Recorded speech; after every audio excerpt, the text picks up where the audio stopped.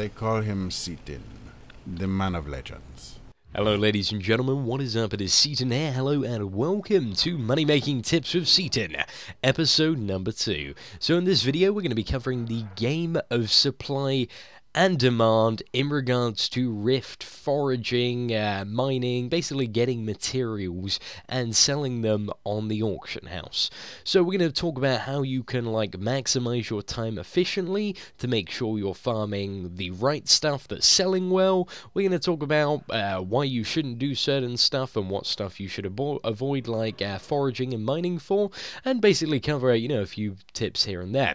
Now, in regards to gathering professions in rift, foraging and mining are really the only two professions, gathering-wise, that you can make money from. Butchering is completely worthless because people who pick up butchering, they're butchering so many mobs that the mat value just comes down so much, so all the butchering stuff gained from butchering is just pretty worthless. So essentially, if you pick up butchering, don't expect to make any money from it. In my honest opinion, butchering is a pretty pointless profession. I don't know many people that make money from it because you can buy all the mats off the auction house for so cheap. It's just one of those things that I currently have because I have all my trade skills completely maxed thanks to the lovely free-to-play model, which allowed me to purchase a billion different trade slots. So that's awesome. Anyway, so the main two skills which you'll be able to do as a free-to-play player, because you start off with free profession slots. So foraging and mining, if you want to make money, definitely pick those up. That is without a doubt the two that you want to pick up. The other one I suggest picking up is rune crafting, but I won't cover that in this video. Just as sort of a general tip, I'd throw that out there.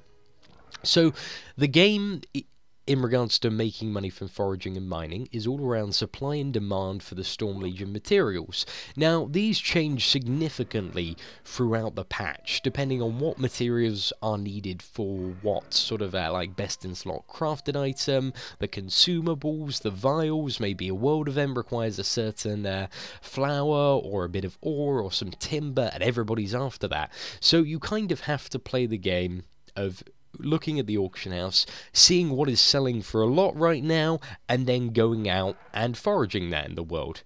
Now, you kind of have 3 tiers of each of the kind of crafting and gathering elements. So you have ore, you have timber, and you also have flowers that you get from herbs. Now, with the foraging profession, you can harvest both the flowers and the timber, which is the wood, essentially, in the open world. And with the mining, you can harvest the ore. Now, throughout the Storm Legion zone, sort of scaling up to level 50, it goes 3 different tiers.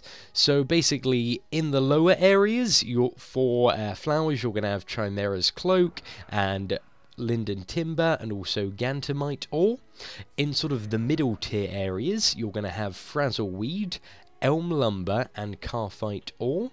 And in the higher tier areas, you're going to have Lucidflower, Madrosa Timber, and Rhenium Ore.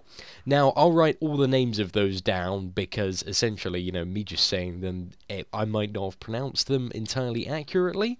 But essentially, what you need to do is you need to note down all of those names and have them handy so you can quickly search them up in the auction house and see what's selling for a lot. Now, generally, the stuff found in the max level areas, like the level 60 areas, so all the top tier stuff, doesn't sell for as much as the stuff found in the middle and bottom areas. This is because there are a lot of players in the level 60 areas doing level 60 content.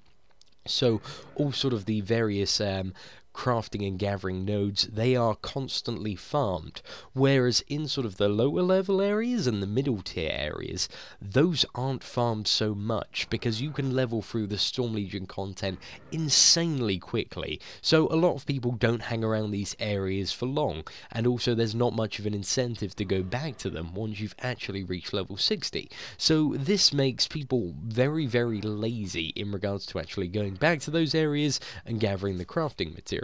So, for example, if we have a look at some of the lower tier sort of crafting, so, for example, the flowers, one of the materials that you can forage in sort of Cape Jule, City Core, Kingdom of Pelladane. These are all selling at the moment on the Shard Xavier for 1 plat, 8 gold each.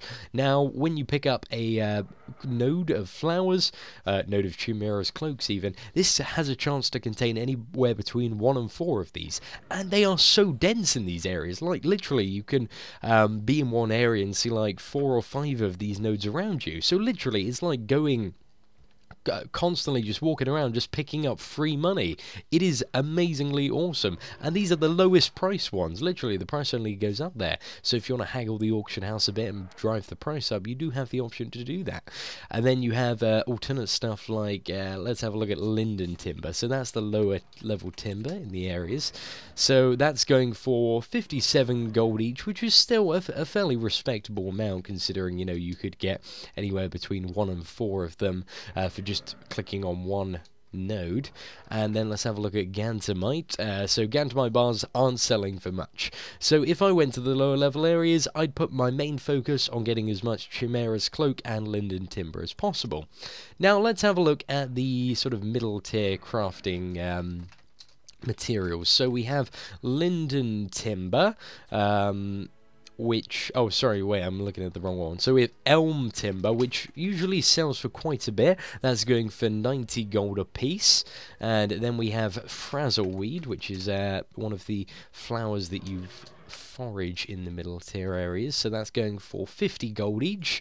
And then you have Karthite Ore, which is going for around 70 to 75 gold. So you see in the middle tier areas, actually sort of the wood and ore is going for a lot more than the flowers. So really, guys, it is sort of noting down all these various types of material that you can go out and gather, looking at the auction house, seeing what is in demand and what's selling high at the moment, and then going out into the open world, making a list of stuff that, you know, is selling the most. Like at the moment, I would probably, if I was going out to make money now, I'd head to Cape Jule and Kingdom of Pelladane, and also City Core, and have a run around there and just collect as many Chimera's Cloaks and Linden Timber as I possibly could, because those are selling for shitloads at the moment.